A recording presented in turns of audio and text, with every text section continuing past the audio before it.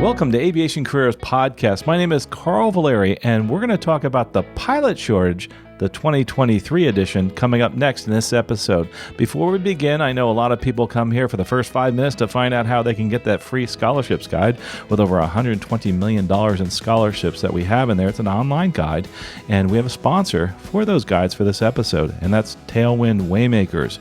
To get that scholarships guide, go visit tailwindwaymakers.org and use the coupon code Tailwind Waymakers for the scholarships. Tailwind Waymakers is a nonprofit founded to help fund aviation dreams. So whether you could use some help funding your aviation training or want to win a new airplane, check out tailwindwaymakers.org at tailwindwaymakers.org. Use the coupon code Tailwind Waymakers and get a free scholarships guide while supplies last. You can also go here at AviationCareersPodcast.com/scholarships and use that coupon code Tailwind Waymakers. Also, as always, if you listen to the podcast, you know to go to AviationCareersPodcast.com/free to get that free scholarships guide. Well, let's move on to the show. What is the pilot shortage? And that's what we're going to talk about today. I decided to do another update video. It's been a while. It's been about, almost 10 years. I think it was 2014, I think was the last time we did one, I think. That might be right. So I'll look, it's episode 50, whatever date that was. It was almost 10 years ago. So let's talk a little bit about the shortage. First define it, and then we'll go on from there. So what is a pilot shortage? Well, a pilot shortage is, let's talk about economic explanation of a shortage in general. In economic terms, it's a condition where the quantity demanded is greater than the quantity supplied at the market price. So you kind of see that going on right now with the shortage. So we actually have a larger demand than we have supply. And what is that supply? It's the supply of qualified pilots. And so let's talk a little bit about that and then discuss, why this is not going to change over the next few years. First of all, let's discuss the truth about starting wages in the aviation world, the truth about starting wages. The starting wages are still rather low.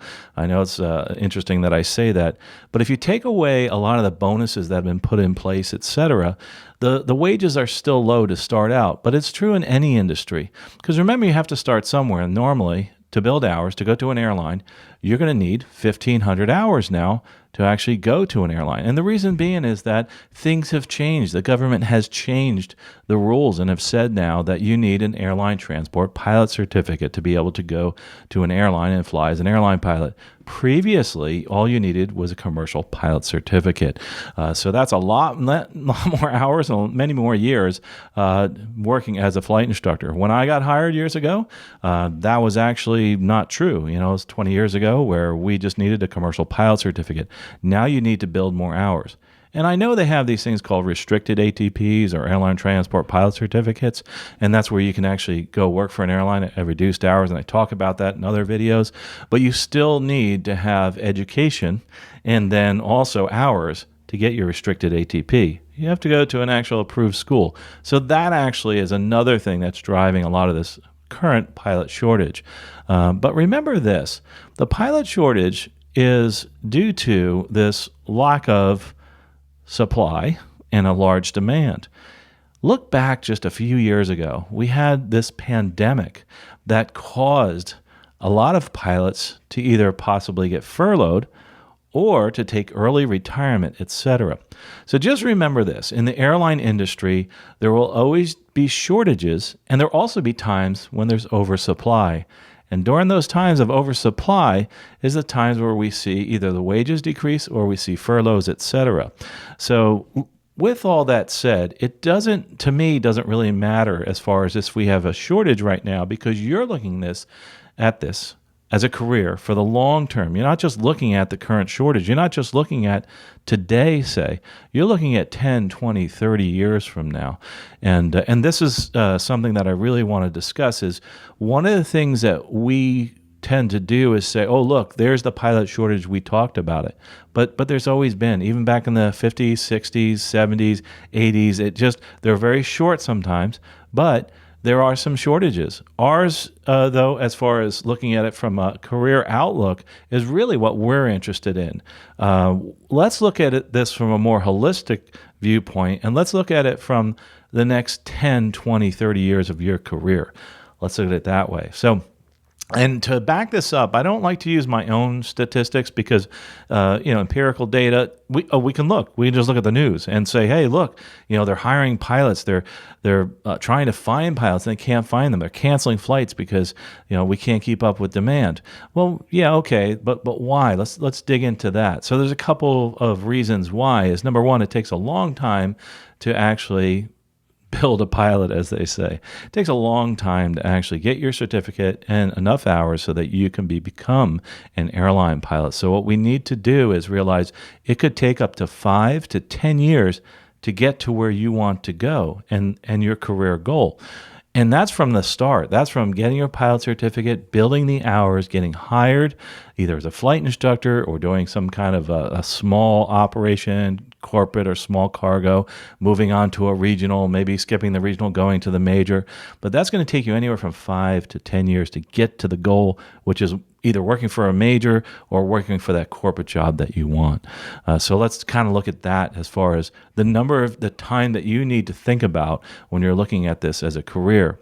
And this is what happens every time that we have a pilot shortage, is that we wind up discouraging ourselves when the market turns. We're dependent on the market, meaning the global market, our country's market, by being a good market in that it's going to allow us to want to fly more, and we'll have the money to fly more, and we'll have people wanting to fly, and they have money in their hands to purchase airline tickets. When that turns down, it may be at a point where you're just getting started and there's a downturn, and then you quit, and then you go into another industry, and then you wait 5 years for the market to come back up. Maybe it was before the pandemic and you decided, I'm going to quit flying. And there might be reasons why you did that. It could be because of the fact that you had to. You had to feed your family, etc. But what I try to tell people is to make sure that you plan for your future and you plan a good couple of years of a downturn, even looking at things the way they are now. Plan for a good couple of years of a downturn during your career and be prepared for that. Be prepared. If you go to an airline, a regional airline, and say you're making that $200,000 a year as a senior captain at a regional airline, live below your means. Make sure you save a lot of money. And I'm actually, because of the fact we're in this industry, I tell people to try to save a year to 2 years worth of salary or have the availability of that kind of money, because it could be that long while you're on furlough. And so let's look at what's happened recently. If you look at other, folks on the internet and telling you, hey, this is a horrible industry to get into, et cetera, and you're seeing the reality, people are getting hired left and right. But when you look at those same people during a period of a downturn, then you're like, oh, maybe they're right. Well, look at it over the long run. That's what I'm trying to tell you. Make sure you look at it over the long run. So let's look at some stats and some update. And I'm going to look at the Bureau of Labor Statistics as far as the job growth in this industry and also the pay, okay? So let's look at, and this is really cool, by the way. They've actually broken it down and looked at specifically airline pilots, not just commercial pilots. And if you notice, airline pilots are making over $200,000 as a median pay. That means right in the middle. There's half the people are above you, half the people are below you, and that's a good salary. That's a really good salary. And if you look at it compared to other industries, you're making a lot more than most. So that's what you have to compare to. Now that's airline pilots. And then you drive down to commercial pilots and pilots that aren't working or working other types of jobs like flight instructors, et cetera. You can go all the way down to somebody making only $15,000 to $30,000 as a flight instructor, which means a couple things. You're either getting paid, you're not getting paid enough, or you're not working enough as a flight instructor, or your pay structure is maybe incorrect. You need to go out there and talk to your employer and say, hey, listen, I should get paid to do ground instruction, et cetera. So I'm looking at all of you. I'm looking at people that are starting out. I'm looking at people that are looking at moving into the airline careers. And notice the airline. I talk a lot about the airlines because that actually is the part of the industry that actually takes a lot of the jobs in the aviation world. So we look at the salaries. We'll also look at the job growth and those statistics and looking forward. So let's look at that number. We're looking at about 7% per year. Looking again at the Bureau of Labor Statistics over the next 10 years of job growth, which is better than most other industries, and it's just a little bit better than most other industries. So let's just say it's on par. So that's a good thing, right? And why is that? Because people want to travel. And travel, actually, amazingly enough, and you're going to be amazed that I say this, it's actually the price has come down for air travel. There are so many other options with these ultra low-cost carriers, people giving away different deals, even at the legacy carriers. So it's democratized aviation. For example, it could be cheaper to take your family from point A to point B using an airplane instead of a bus or a train. And that was not true many years ago. So that's a great thing. I think that's awesome that we're doing that now. So this pilot shortage that we're looking at today, the pilot shortage 2023, should not be driving your decision to become a pilot, whether it's for the airlines, small cargo, small jet operator, a corporate operator. What should be driving your decision to become a pilot and to become an airline pilot is over the next 10, 20 years, is this going to be the career that I want? And is the outlook good? And is the pay something that is good for me? And that's what we look at. And that's kind of what I do, like in the coaching sessions, AviationCareersPodcast.com/coaching, and check out what we do there. We look at it as a one-on-one situation. Is this a good situation for you to be able to get into this industry? So I think one of the problems we have with this industry is we oversell certain things, like the pilot shortage. We oversell the fact that we have this shortage and it's going to be here forever.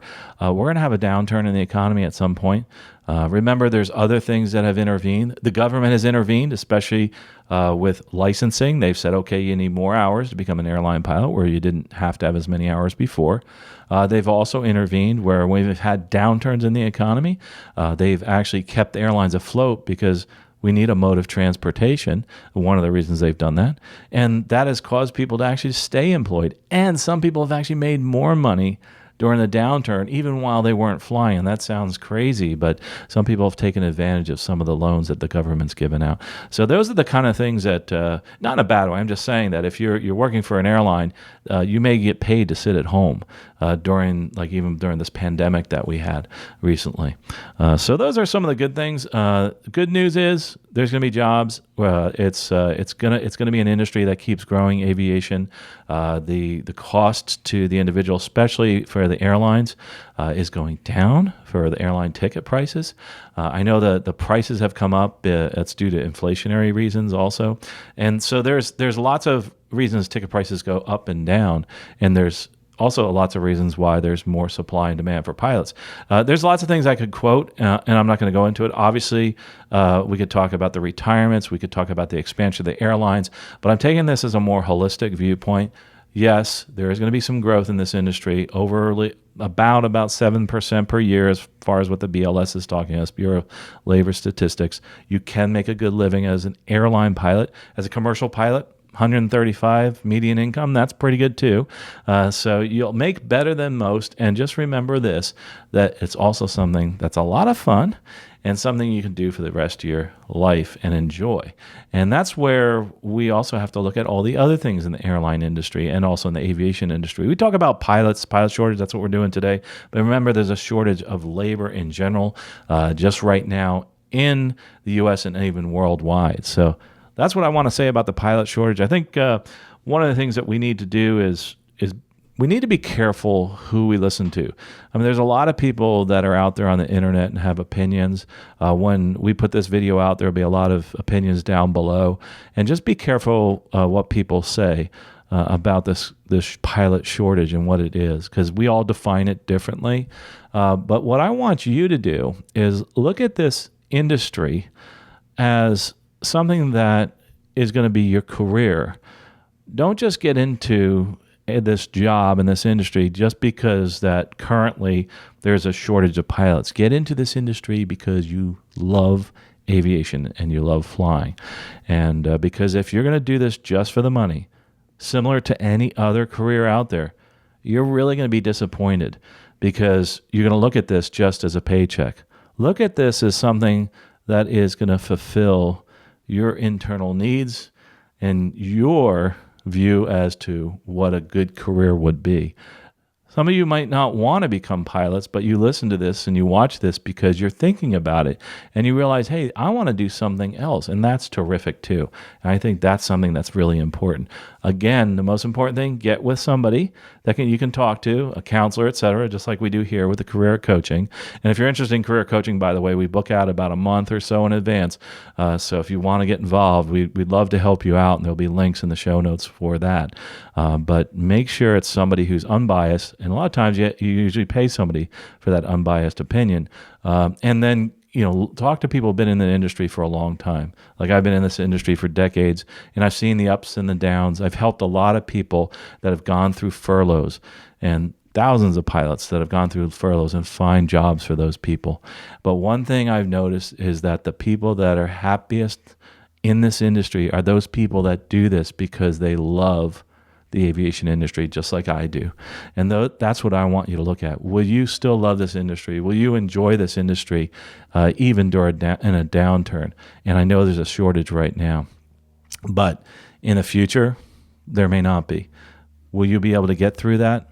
And will you also realize during that downturn, this may or may not be for you and you jump out? And that's something I don't want you to do. I want you to figure that out now and realize that this is the career for me.